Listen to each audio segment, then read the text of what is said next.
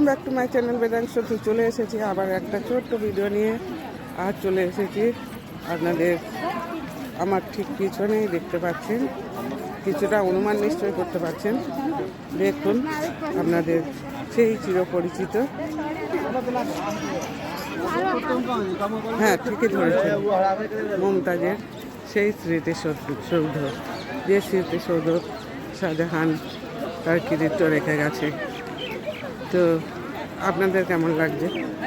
আমার তো ভীষণই ভালো লাগছে। তো প্লিজ যদি ভিডিওটা ভালো লাগে please share, subscribe and comment করতে ভুলবেন না।